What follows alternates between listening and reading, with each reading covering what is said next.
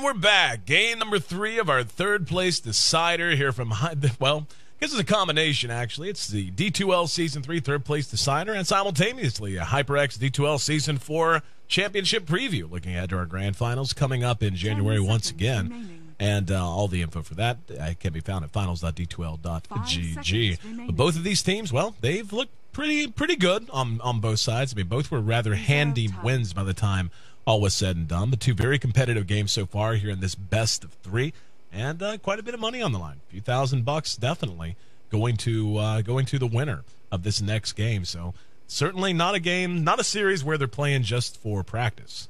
Some very real money at stake, and we can see Fnatic not going to be getting the Visage this time around. Alliance able to snag that up with their first pick. They are going to be grabbing the Enchantress once again, though, and a Venomancer as well. Now, Alliance grabbing the Doom this early is actually very interesting. Generally speaking, when you see a Doom pick come out, it's almost always going to be a direct counter pick. Now, he could be counter picking. They could be counter picking against Venomancer and Enchantress, but there's just nothing that either of them do particularly warrants the ability, or the Doom itself. But Doom's ability to devour Enchantress's creeps, that's certainly a nice answer to that. And Fnatic may even end up, well, it depends on where they anticipate that Doom being. Doom really does function very well out of the jungle, but he also really likes to get, there's a lot of ways you can build Doom to account for how level hungry he tends to be. He really needs to be near the top of the hero levels if he's going to feel totally effective. Can do a lot depending on how you want to build him item-wise, but obviously, again, it's all about the utility and the way that he's going to match up against Enchantress. It makes it easy to understand, and it also makes hard for Fnatic it limits Fnatic's drafting options. You know, everything that they would look to draft is now going to have to be taken in the context of, well, that hero could be silenced, and it could be silenced for a long-ass time, especially if they decide to do something a little wacky and out there, like build a Scepter. But Fnatic, again, with that in mind, decided to go ahead and grab the Dragon Knight. Dragon Knight certainly gets a lot of utilities out of his abilities, Breathe Fire in particular.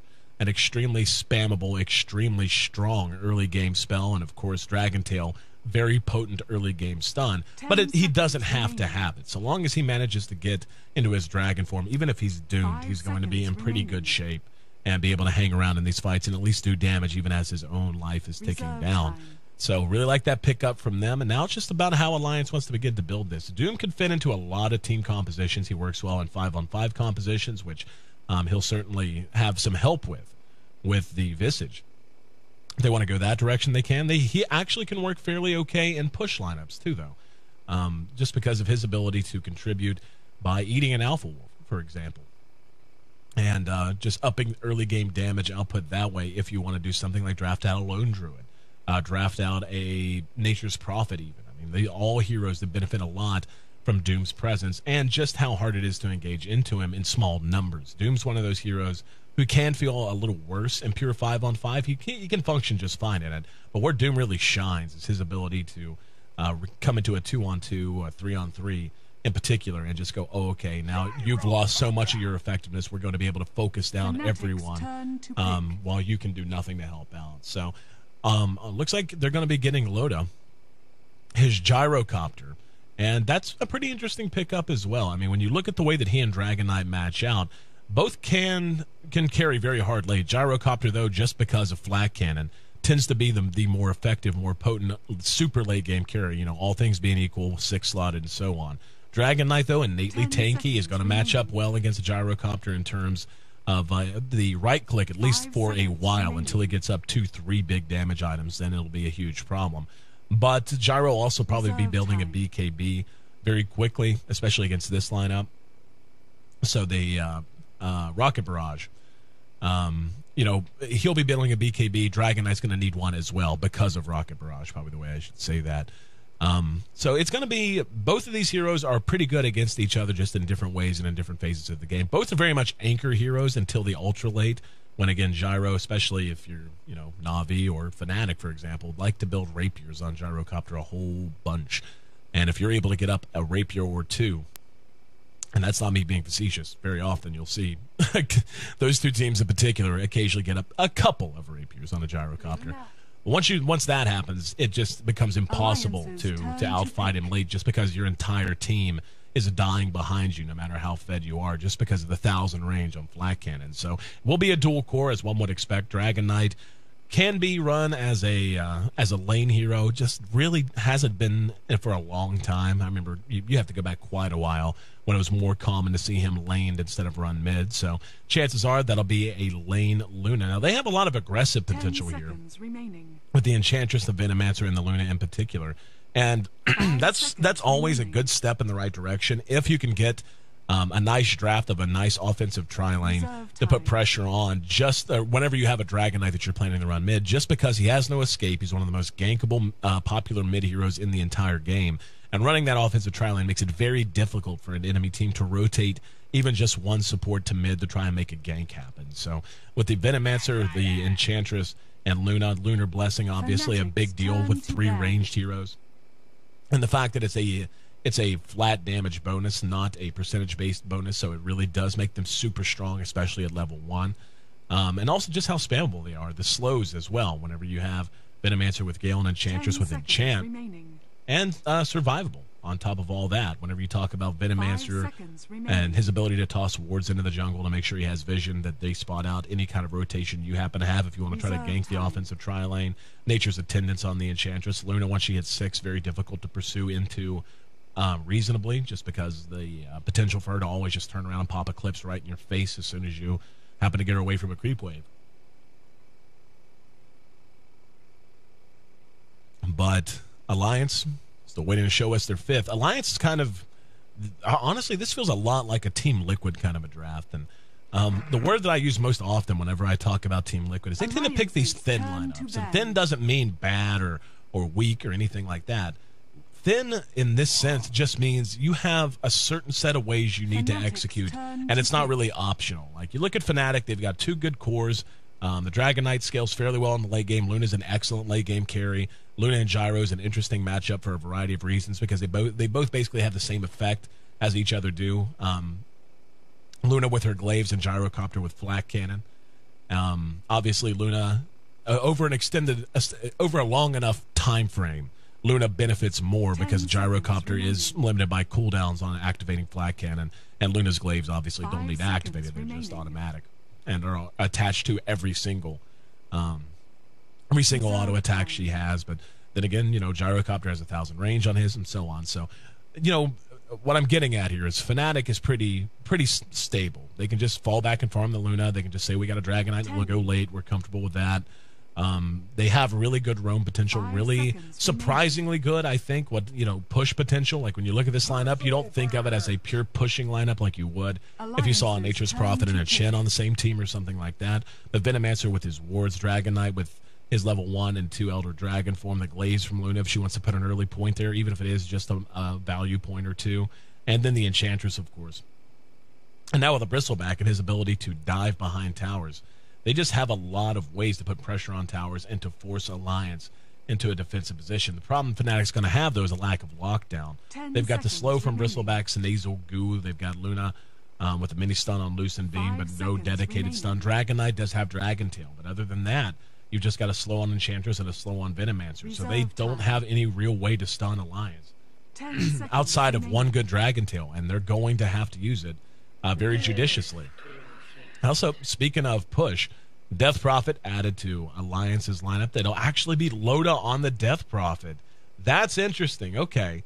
It's going to be Ake on the support Gyrocopter with EGM playing our Visage. S4 will be taking the bat mid. This is so cool. This is just one of those things you don't really expect, and especially Bulldog on Doom. That's just about as surprising, but we'll see if they're actually going to swap it up. That wouldn't surprise me at all if they load in here and decide to just swap it up and do something a little bit more interesting. Bulldog can play Bad Rider. I've seen him do it a number of times. And can obviously go into the jungle, go into the offlane there. Could end up jungling the Doom as is, though. But with Loda on the Death Prophet, again, I'm sniffing aggression coming out of Fnatic, as they should. They should feel very confident running a safe lane Bristleback with an Enchantress and a Venomancer. Enchantress and a Venomancer running along with Era. If they want to, it looks like they're actually going to play it safe. They're going to move out as 5. But usually, if you're going to move out as 5 like this and you're actually going to offensively try lane, you're going to move towards the eventual lane you're going to end up in. You want to make sure your carry's in position at the beginning of every game, and its support to just left running around the map if such is needed. They are doubling back towards mid here, and I really want to see how they're going to lane this. And Loda, again, surprised to see him on the Death Prophet. But for right now, it doesn't look like we have too much potential for blood on the soil. And Trixie is hanging out here a bit more than anyone else. Let's see. Is Era going to make his way back up? Ani, no tail. Ani obviously will be mid. They may solo lane Era and then offensively trying with the bristleback. Nope. Looks like no tail's ready to just go to work. Yeah, they're hanging around watching the ward. Yep, Trixie will go ahead and make his way to the off lane. So I feel like they're missing out here, and this is going to open a pretty big window of opportunity for Alliance in terms of ganking Hani. They should be able to rotate EGM quite easily. Now, what's fascinating about this, though, is even though whenever you have a gyrocopter, and it was really Ake and Alliance back when there were no Tidehunter that popularized the idea of support gyrocopter. I mean, they didn't invent it by any stretch, but really, they ran it very consistently for a long time. Like all throughout D2L Season 2, I want to say, they were running the support gyrocopter to very, very good effect. To the point that it really did become ban-worthy in the first ban phase back in those days. Because what's cool about it is the gyro is going to give you a lot more utility than meets the eye early on. I mean, cooldown's good no matter what, so you just want to get him to 6. Level 1 cooldown, so long as it's a decently timed level 6, that's always going to be effective. Rocket Barrage, one of the most heavily damaging abilities in the game under the right circumstances. 690 magic damage done on a extremely spammable spell. And you can always transition into a semi-carry role. And that's one of the big benefits of picking a support gyrocopter is based on what you need, you can always just start farming and skip support items altogether after the initial buy of Tagos and all the such. Here at top, Bulldog will be running on our Doom, and yeah, this is a tough situation for him to be in. I'm actually really surprised he didn't just start in the jungle. Doom's jungle speed is considerable. One of the better, especially post 6.79, just because of how quickly he can get to level 2 in particular. And he does have built-in regen, Scorched Earth, and so on and so forth. But right now, just trying like hell to stay in experience range. He is halfway to level 2, so he's not coming up completely naked. And he and Fly taking some longing lances at each other. And there's going to be a Gale. No damage on level 1. Venomous Gale, though, so Bulldog pulling back and eating a little bit of extra auto attacks on the way, but for the most part, never in any real danger. Down here at bottom, Trixie on our Bristleback has yet to absorb 1 experience point. That'll change right here. But still not where he wants to be. That'll change, though. There's going to come a point very soon where he can just start running right up to Lotus face, and just so long as he has some idea of where EGM is and doesn't overstep himself too badly there, he should be just fine. Take a look at the early CS. We can see Era, who is left completely unimpeded at top, sitting at 11-6, so he's in great shape. Loda right behind him at 8-3. And what I really want to see, S4 actually managing to get first blood here in mid, and now No Tail trying to beat him to the rune. And managing to... Actually did manage to grab that, but nonetheless, first blood on the board, and it goes the way of Alliance. It's one of the damnable things about watching.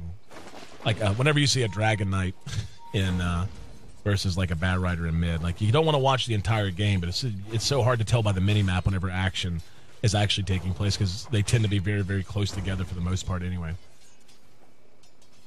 But at any rate, S4 in great shape coming out of mid. He's at 8-1. They're doing their best to zone out the Bristleback now. And finally, Bulldog did decide to make his way into the jungle. I'm a little surprised he didn't just start here knowing what he was up against. And I'm going to go ahead and get a stack on, hoping for a wild wing ripper. And will he get it? Nope. A little bit of bad luck there.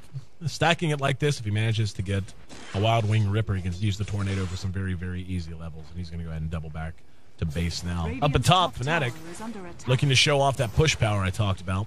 No Tail's got a ripper, and happy to have it, I'm sure, as they go to work now on the tier 1. And again, this is a deceptive amount of pushing power.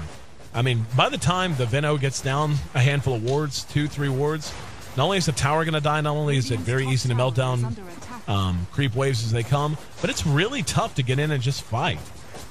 And that would be the situation they'd be in. And they're just happy to take total advantage of it as Luna gets the kill there. And yeah, it looks like they're going to go ahead and push on through. Down at bottom, we see Loda just continuing to farm away. He's at 24 CS. I really want to see what his big rush item's going to be. And Bulldog spotted out. Gale clipped him right on the wing, following the Lucent Beam from Era. No Tails right there, and yeah, he just comes out, knows he's going to die, decides to go ahead and eat a wild wing and spend his gold. But Fnatic, in great shape. They're going to force another reaction. They're going to lose a tower. Yeah, and they're not pushing anywhere else either. This is a little bizarre, to be honest. Like, Loda, not even close to level 6. Era is right on par with him in terms of level. But 4.5 minutes in, we're going to see the Tier 1 and the Tier 2 drop before 5 minutes here in this Game 1, or Game 3. Bulldog has made his way back over, but it's really just not going to matter. He's going to go for the deny, and may end up dead because of it. Fly didn't have enough mana for a Gale. If he did, he would have for sure been dead. S4 has found his level 6, but still under the best of circumstances, 1,600 gold away from his Blink Dagger.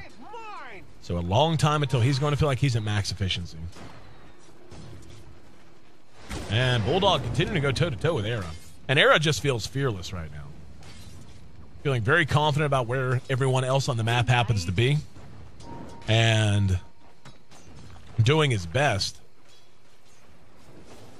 to just take every little inch he can in terms of any advantage at this phase of the game. Just 2 kills on the board at 5.5 minutes in. But the gold swinging heavily now in favor of Fnatic, up to almost plus 3,000 in their favor. And again, Loda, I mean, he's got phase, Bassi, that's fine. I mean, is he going to rush something like a Bloodstone? A Necro Book, if you really wanted to sell out on the push, that's an option. But it's, you know, such a unorthodox way to run the Death Prophet. One would imagine he's got something in mind. And it looks like Era's actually going to go straight farming build. Picking up the Helm of Iron Will on his way to a Helm of the Dominator. Hani continuing to farm away too. 21-2 against the Bat Riders, really not that bad for him, even if he did die. And it's like, that is really quite respectable in all fact. And it looks like Loda and company finally ready to go to work here on this Tier 1. But thus far, very little damage done as Trixie shows back up to derail their plans for destruction. Fnatic going to go for a gank attempt here on mid. S4 is level 7. And they, again, don't have much lockdown. Don't have much pure dedicated lockdown. And S4 going to be ganked. Firefly will get him to the high ground. Behind the fight, we see Fly beginning to grab creeps. Admiral Bulldog and S4 trying to hold the tower as best they can. Again, a lot of push power here. A lot of anti-push on the side of Alliance with these two heroes in particular, at least so long as Firefly's active. Bulldog used Scorched Earth as well, but it's only going to buy them so much time. Loda's just going to have to do something soon. Death Prophet is not a hero you just farm all game. She needs to be pushing towers, needs to be taking fights. And looks like that's the plan. He arrives in, fresh 6. And this tower in mid just slowly being whittled down. And there's a Dragon Tail in S4. Gale to follow it up, and here comes the ulti from Loda. S4 will end up dropping, but mass reaction from Alliance. They're going to try to chase down Fnatic. Here comes Era as well, and he pops the Eclipse. Loda has to run. And Ake using the rocket barrage as he retreats. Hani with the breathe fire gets another kill. Loda ends up dropping. EGM finished off with the Lucent Beam from Era. Now Bulldog pursued past his own tier 2 Ake, fleeing for safety as quickly as he can. And yeah, this is kind of what you just expected. I'm really unsure of what the plan was with this composition from Alliance. Again, it had a very Team Liquid feel to it in that it's one of those lineups you can just tell has to be executed a certain way, otherwise the elements aren't going to work together nearly as well as they need to.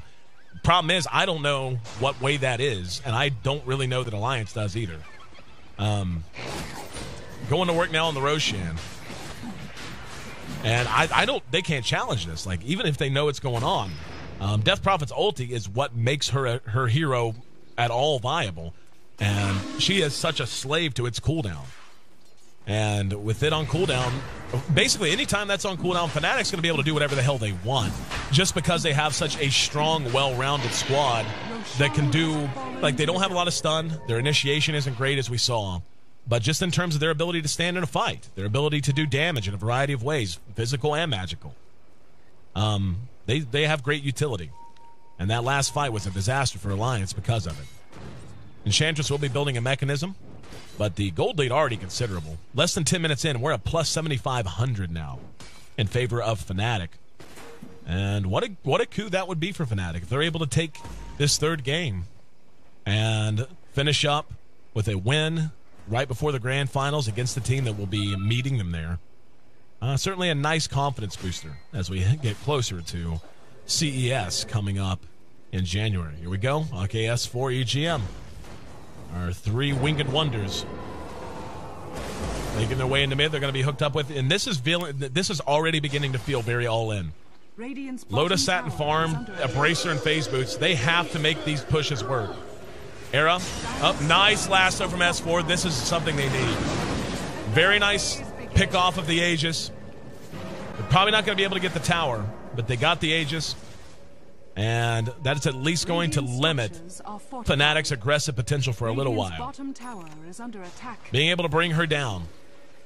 But again, the problem is Loda, his ult's about to finish up, and then it's on cooldown for another 80 seconds or so, 70 seconds. And Fnatic knows they can get, like they're just immediately going straight down to this tower.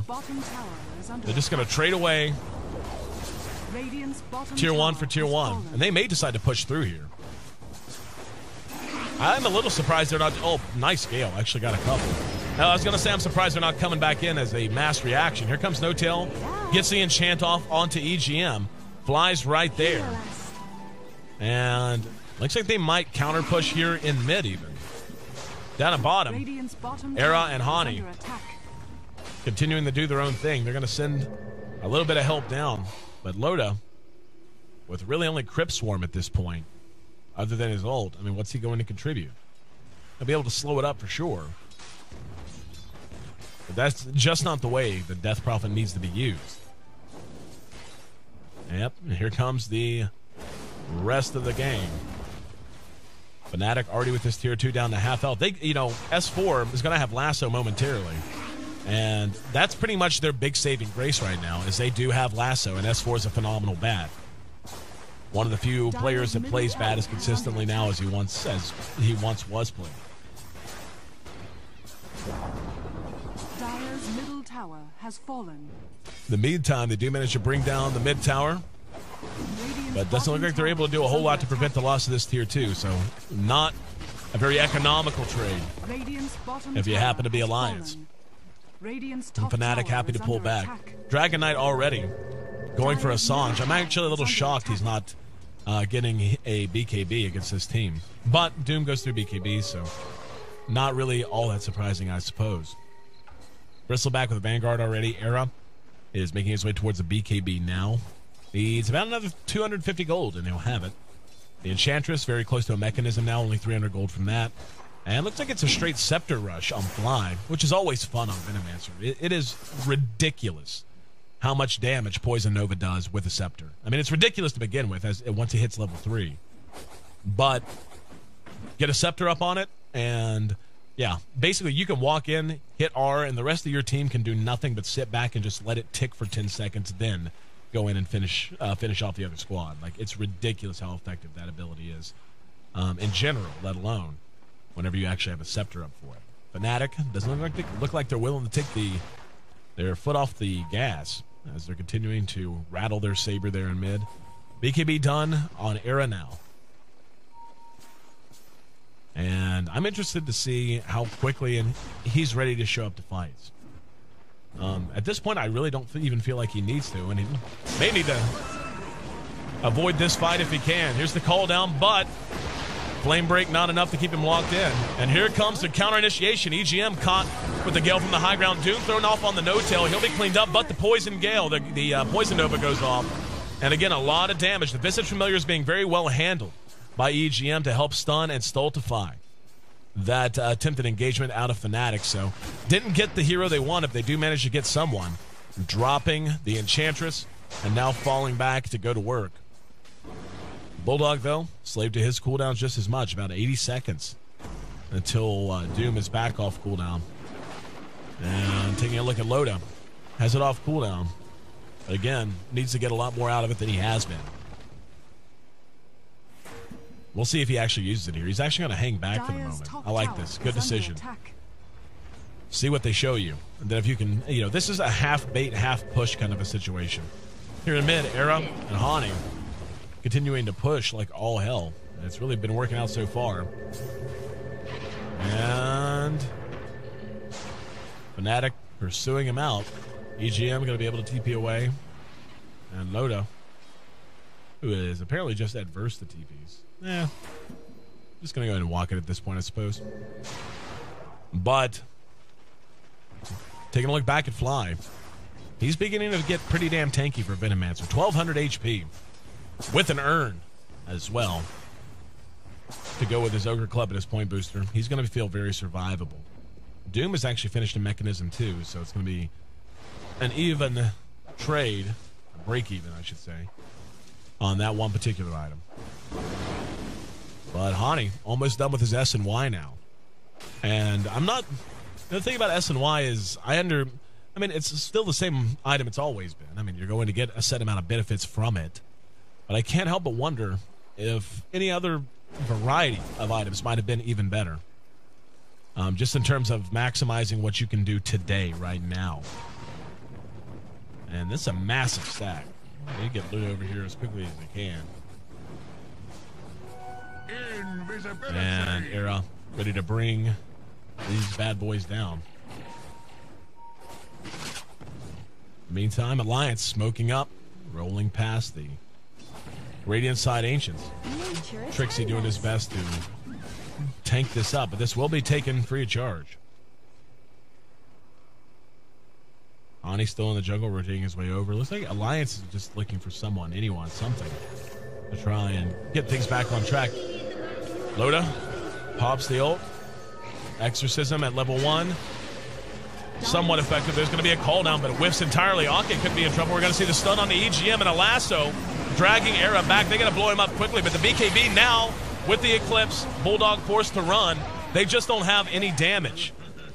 Bulldog next on the list. He's going to drop. S4 benefiting a lot from that haste run. Here comes Loda, but again, Exorcism at level 1. Oh, very nice. S4 able to try to get a return kill or two. They managed to get Era, but he might end up dead because of it anyway.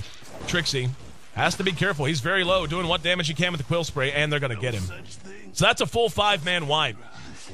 But again, having Loda on the Death Prophet, really not feeling at all present in these fights, and a lot of it has to do with levels again. Death Prophet needs her level 2 ult fast. A level 1 ult is nice. Level 1 Exorcism isn't bad, but it's not something worth farming a Death Prophet over. Sitting just at level 9 now, up against 3 enemy heroes that are 10, 11, and 11. And I hate to say it, but unless they decide to do something like, it looks like they are going to just transition Ake, if I had to guess. Well, no, he's actually just bought wards, so they need some form of damage, and they're just not getting it right now. Fnatic's just tanky in so many ways. Luna with her BKB is very survivable now. The Dragon Knight, very survivable by nature. I mean, he's got 21 armor just by virtue of maxing Dragon Blood. And now with Trez and S&Y, he's got 1,500 HP. Very, very tough to bring down. Bristleback, even though he's only got 1,100 HP, has added that Vanguard, has added the Hood of Defiance, and is very survivable in his own right. And they just don't have any way to really touch, to follow up and touch Fnatic after S4's initiations. I mean, we saw the lasso. We saw what he could do with the haste runes. I mean, S4's been playing very well, and it's not so much that Alliance isn't playing well. This lineup just flat out isn't working. And sometimes you just have that. Maybe they had a much more specific plan in mind coming in, but either the execution's lacking or they got caught up in the counterpick thought battle that we all have when we play Dota. You want to execute your own plan, but you always feel this need to counterpick every strength you see on the enemy team. And sometimes you wind up with thin lineups. Some teams draft for thin lineups. Oftentimes, again, like Team Liquid, very often will draft those sorts of lineups. But when they get behind, they have a hard time playing their way back to relevancy at any point. And speaking of that, you can take a look at the net worth.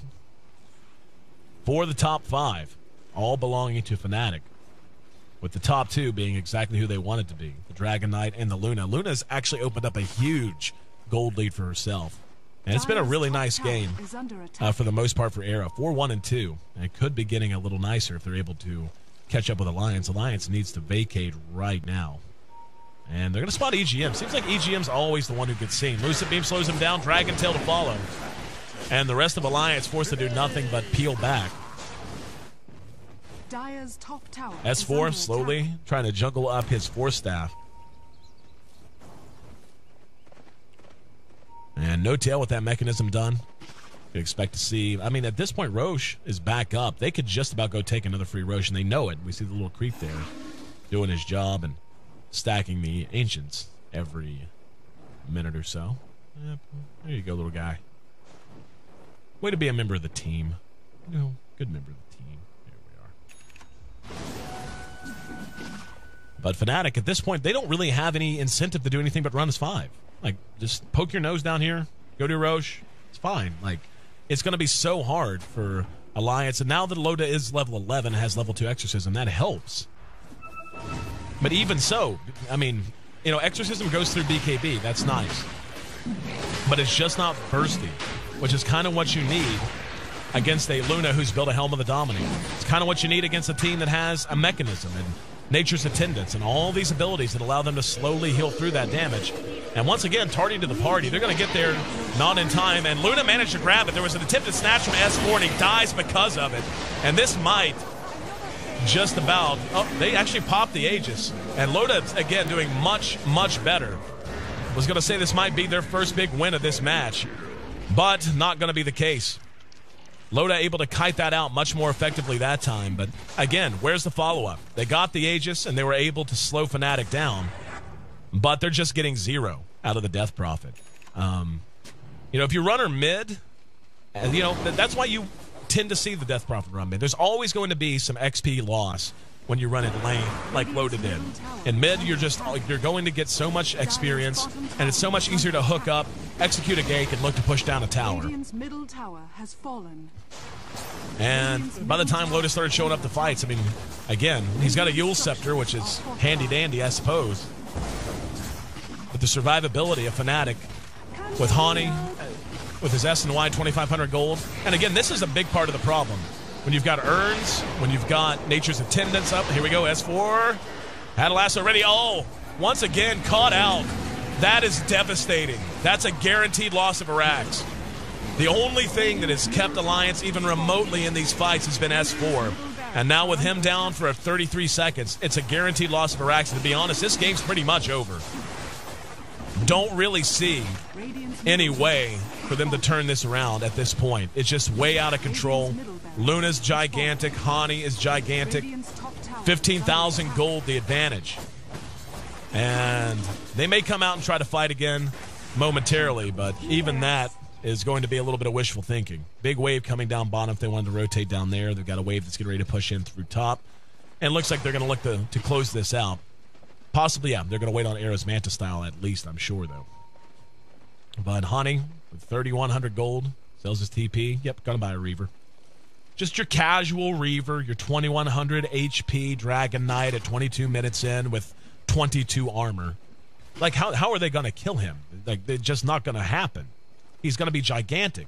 And even if they do manage to get him halfway down, he's going to have earned charges and Nature's Attendance and a mechanism. Like, they're just not going to kill Hani. Bristleback picks up the Vlads, and yeah, they're definitely looking to close the door right now. Picking up a cavalcade of mid-game items. Helm of the Dominator for Era. Regen for himself. That Manta again done. And here we go. S4 going to go for it, but Fly, even though he was the target, gets off Poison Nova, got all 4, and just watch him melt. Like, they just don't have the damage. And Trixie, even though he's been doomed, I mean, he'll end up dropping there, but they just don't care about Loda at all. That's 3 for 2, and yeah, they're going to call it. Best chance they had, and what had been a really good series up until this point, ends pretty, to be honest, anticlimactically. Just a bizarre draft coming out from Alliance, and Fnatic just having none of it. Brushes Alliance aside and brings home a third-place finish in D2L Season 3. Yep. Oh, wait, only third place. There you go, EGM. Almost had it. But, yeah. And I'm really happy we actually got to get this match in. Following the conclusion of D2L Season 3, we tried really hard to work with the teams and to do everything we could to try and get this match played. And just over the last couple of months, it's been so hard working with Fnatic and Alliance to schedule it. So, finally getting it in. And again, the timing of it, I'm really happy about as well, just because, and again, these teams going to our grand finals. Nice little preview match. And Fnatic should be rolling in with a considerable amount of momentum. Big Mo should be on their side. Great performance out of them today. 8-1 on Era, on Era's Luna. So good showing from him. Fly played very nice Venomancer. Fly struggled a bit in game 2, but games 1 and 3, really, he was a big part of that success. But all in all, I mean, here in this last game, a lot of it just wonky drafting of Loda. It's not that Loda did anything wrong, finishing 0-4-3. Just they didn't have a whole lot of synergy in the way things worked.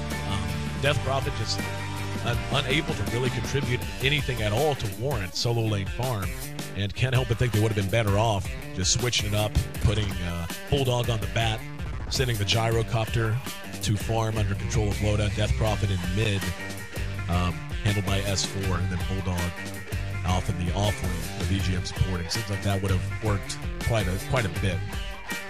But anyway, guys, thanks again for being a part of the broadcast, and this has been our final D2L broadcast until our grand finals. I don't know, maybe we'll do some one-off broadcast coming up sometime soon, but we'll definitely keep you up to date. 23 minutes, 55 seconds, the official game time, 6-21, as Fnatic dominates Alliance and secures a third-place finish in D2L Season 3.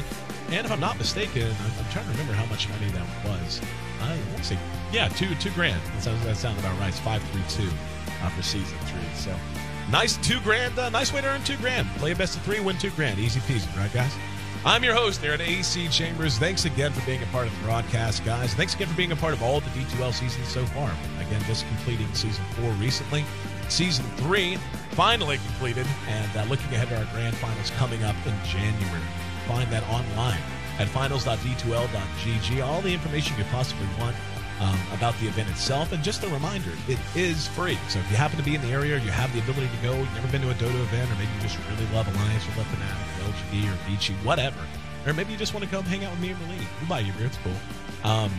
Either way, no matter what the case may be, totally free to get into the event. It's going to be taking place in the Kingston HyperX booth at Caesar's Palace, but their booth is actually an entire ballroom. So we'll have that.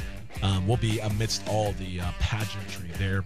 It's going to be going on during CES too, which I've never been to a CES, but I'm really looking forward to it. You can check that out online, Consumer Electronics Show 2013, if you want to look that up.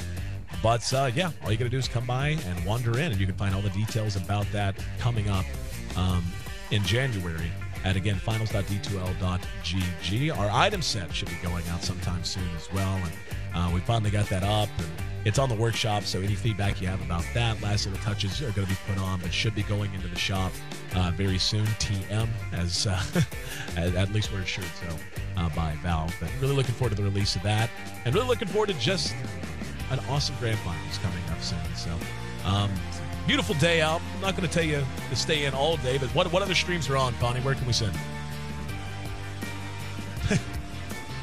Probably something. Go watch DotA. It's fine. Yeah. Yeah. Just go watch DotA. In the meantime, thanks again for being a part of the broadcast. This has been a HyperX. Huh? Yeah, go watch Period Flax. There you go. I love that guy. Great guy. Been a HyperX production in conjunction with Razer, Astro, and Monster Energy. Other than that, I'm trying to think, is there anything else we needed to push? You can stay tuned to me on Twitter and to D2L's Twitter for updates about the Grand Finals as we put out more details. So you can follow me at AC or follow the D2L Twitter. It's at D2LGG. Other than that, guys, hope you enjoyed your day and hope you enjoyed the series. I certainly did. Again, Fnatic rolls 2-1 over top of Alliance, securing third place in D2L Season 3, and cool $2,000 going right into their pockets. So until next time, enjoy your day and enjoy some dirt.